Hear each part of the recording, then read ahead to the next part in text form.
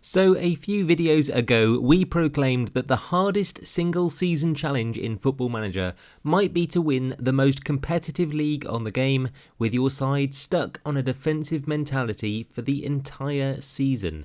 Now, we shared this opinion with the Big Z on Twitter and nearly 400 of you agreed, so we thought we'd give it a whirl, and it's an eye-opener to say the least. So let's get stuck in.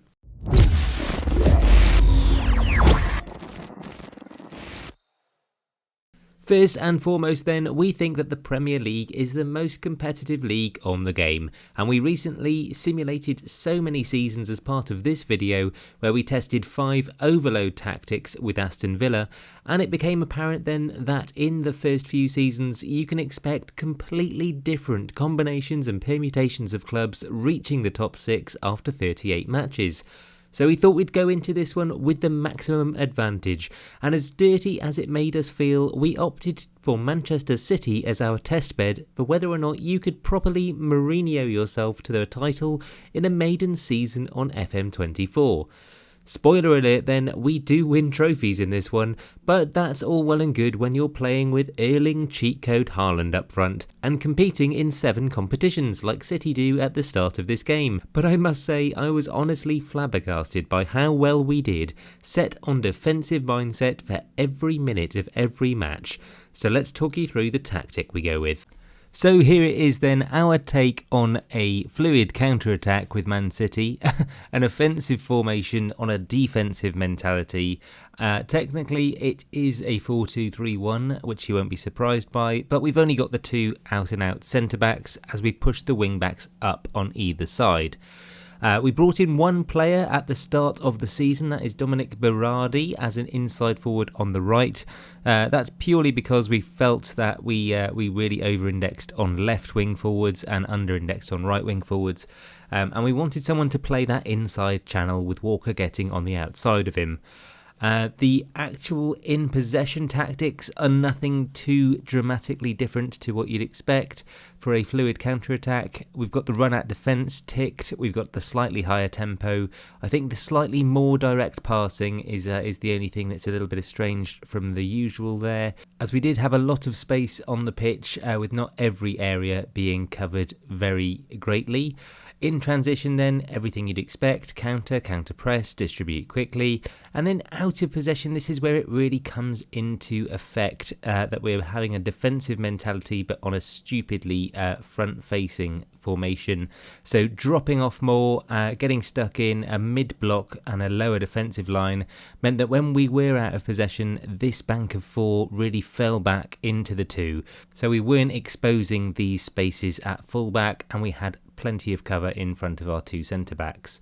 In terms of individual instructions then, we learnt from one of our recent videos where we had tackle harder on the majority of our players, just to make sure that we were bullying people and using that physicality and putting it to good use.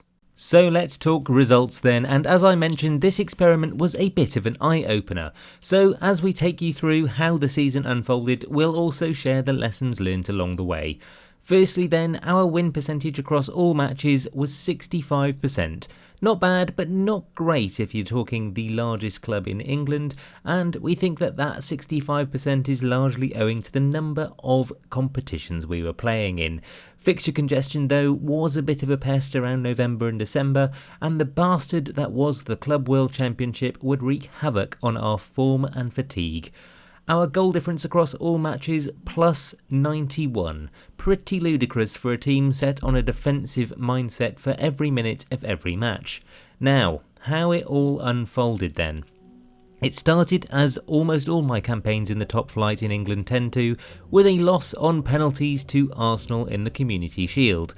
Never mind though, we thought, we go again.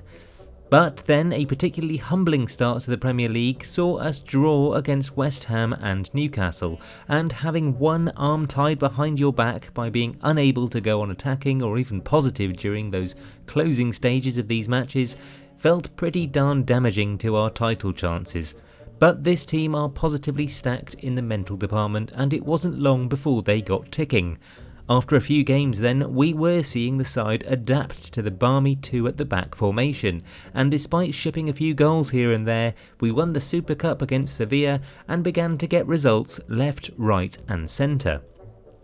A point away at table-topping Tottenham gave us hope that we might be able to do it, you know. If we can avoid getting beaten against the big boys away and win all our home games, we could well have a chance. In fact, we were avoiding defeat pretty much everywhere, even away at the Bernabeu. Could we even go invincible? No, we couldn't. You see, there'll always be a bottom of the league side that will one-up you after a tricky midweek Champions League away fixture, and of course Nottingham Forest did us dirty mid-November.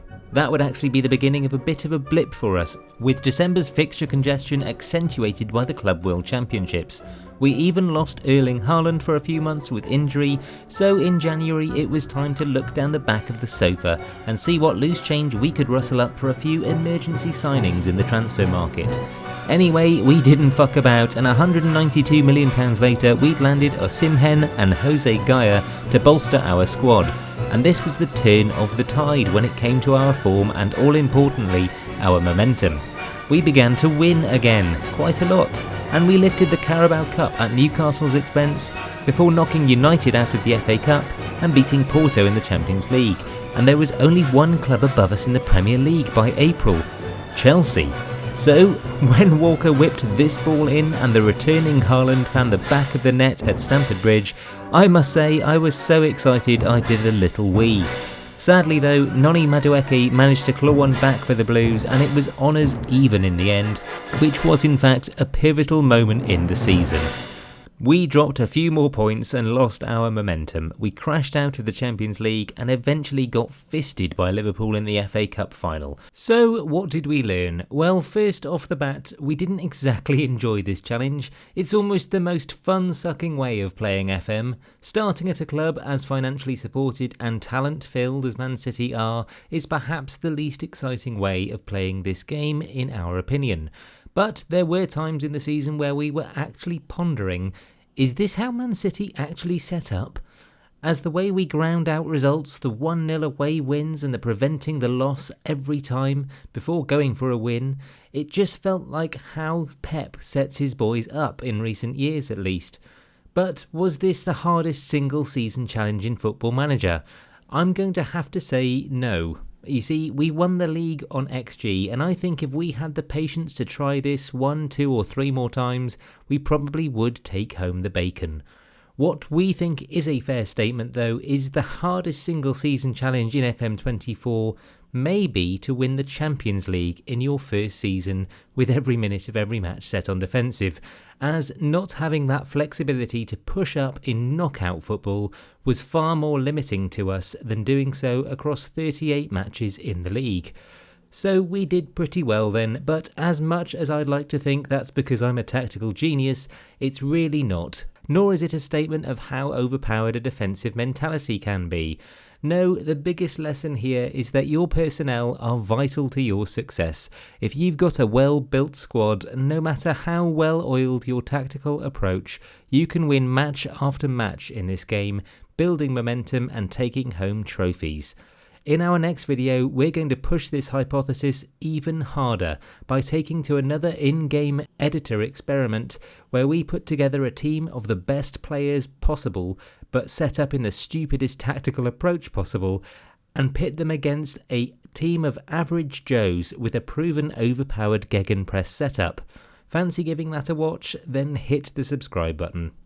That's going to wrap it for today's video then. Don't forget, if you are in the market for FM25 and wonder where you can pre-order that cheaper than the RRP, then Fanatical have your back. And you can even use the code FMImmortal5 for up to 22% off the normal price.